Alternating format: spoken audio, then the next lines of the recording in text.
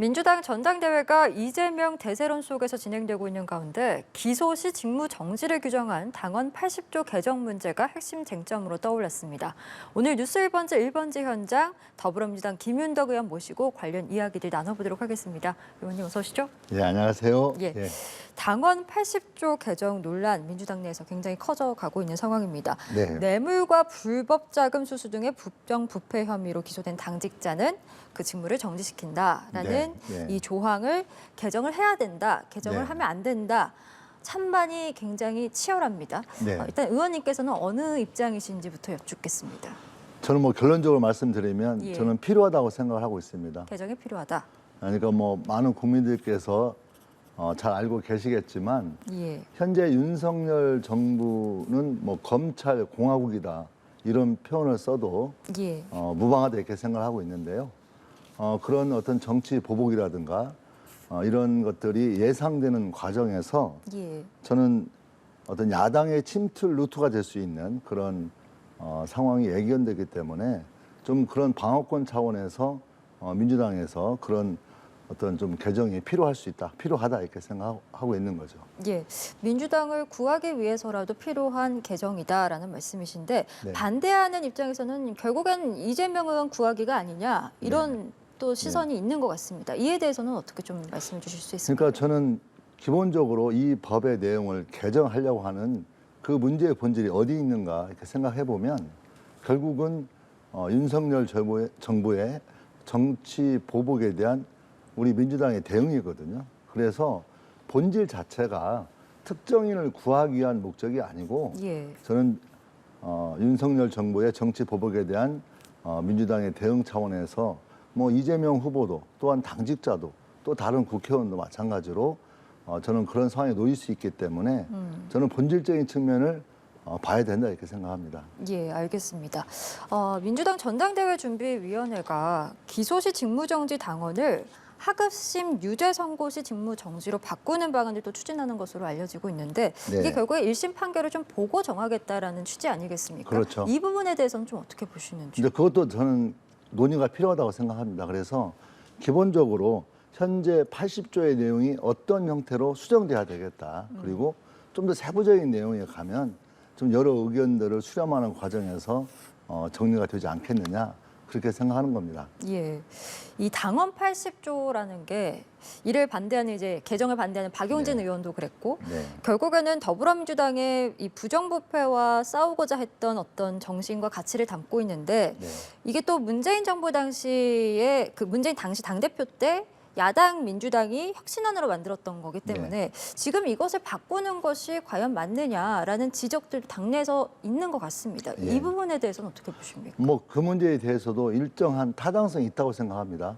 당시 혁신위가 그런 일정한 민주당 당내에 부정부패한 정치인들을 좀 척결한다는 차원에서 강한 어떤 메시지를 갖겠다라는 차원에서는 저는 긍정성이 있다고 보여지고요.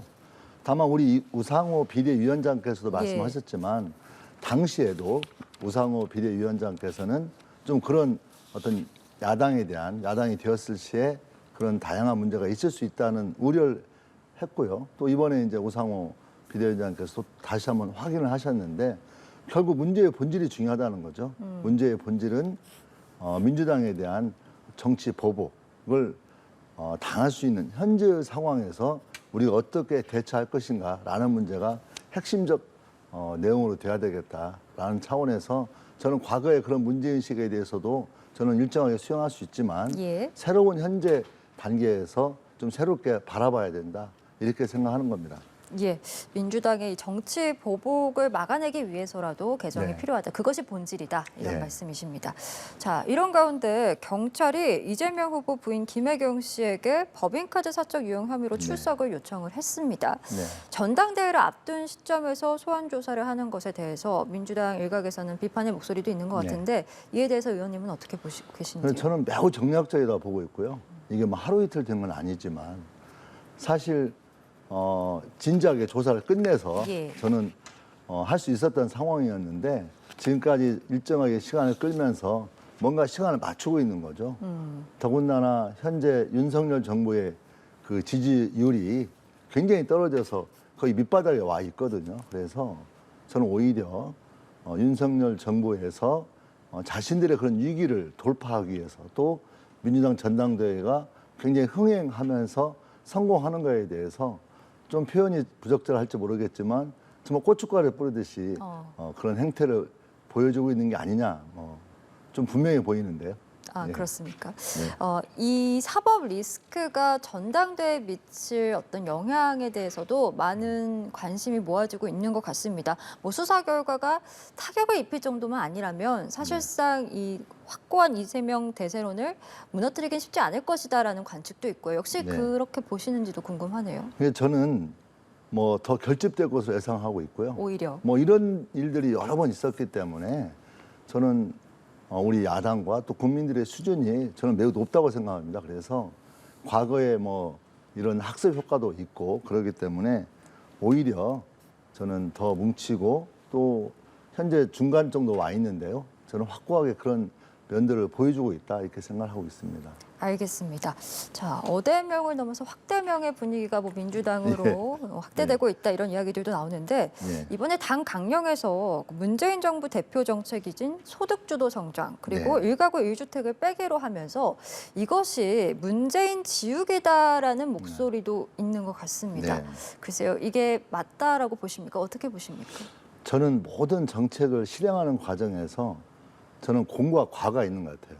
그래서 저는 문재인 정부에서 추진했던 여러 정책들의 들도 마찬가지로 공과 과가 있는데 이런 점에 대해서 특히 우리가 대선에서 졌기 때문에 예. 좀 더 비판적으로 좀 전면적인 개편을 염두에 두는 저는 접근이 이루어지고 있고 또 그런 결과물들이 저는 나오고 있는 과정이라고 생각하고 있거든요. 예. 그래서 오히려 좀 문재인 정부에 대한 평가 또 그걸 뭐 못했다 잘했다 이런 측면이 아니라 과감하게 우리를 좀 돌아보면서 새롭게 여러 가지 것들을 모색하는 그런 안들을 내놓고 있다 이렇게 이해하는 게 더 좋지 않을까 싶은데요. 예, 당 쇄신을 위한 움직임일 뿐이다. 그렇죠. 이런 네. 말씀이십니다.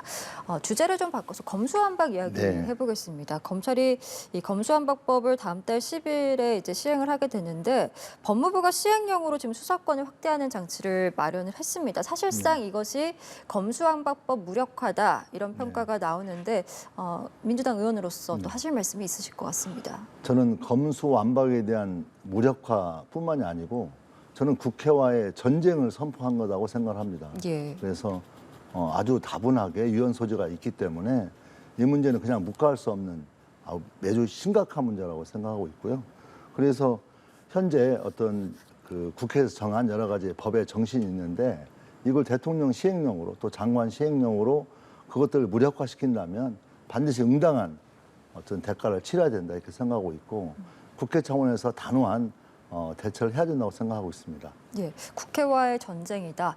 이제 국회 차원에서 단호하게 야당에서는 이제 반발을 하면서 비판을 하고 있는데 민주당에서 뾰족히 이 시행령안을 뭐 막아낼 방안이 있는 것인가? 네. 그 부분에 대해서도 많은 분들이 궁금해하시는 것 네. 같습니다. 현재 저희 민주당 법사위원 중심으로 해가지고 지금 기자회견을 준비하고 예. 있고 또 진행할 생각이고요. 또 시행령이 법의 정신을 위반해서 어떻게 문제가 되고 있는가에 대해서 저희 행안위 의원들을 중심으로 해서 그런 내용을 차곡차곡 현재 정리해 나가고 있습니다. 그래서 이 문제에 대해서는 이후에 이제 다시 한번 심각하게 대처를 할 계획으로 있습니다. 예, 알겠습니다. 최근에 기록적인 폭우가 내리면서 많은 피해를 입었습니다.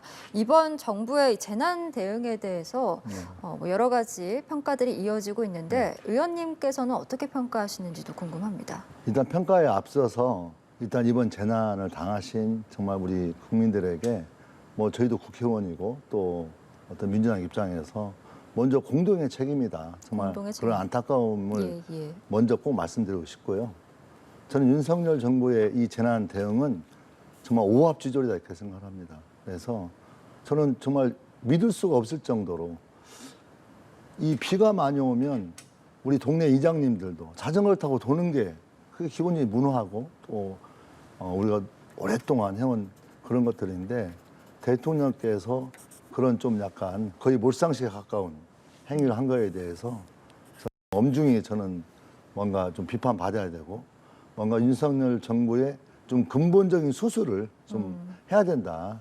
이번 재난 대응 과정은 좀 그런 어떤 오합지졸 같은 모습을 적나라하게 보여줬다 이렇게 생각하고 있습니다. 예, 대응 방식이 그리 좋진 못했다라는 비판적인 목소리를 내주셨는데 이번에 또 김상원 의원이 수해복구 네. 현장에서 사진 잘 나오게 좀 비 좀 왔으면 좋겠다 했던 네. 이 발언이 논란이 됐습니다. 네.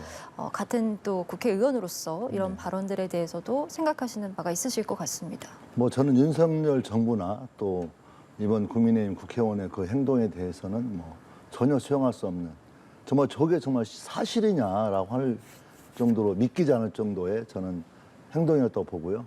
또 마치 그걸 초기에 국민의힘 그 비대위원장께서 옹호하는 듯한 발언을 했어요. 그래서 예.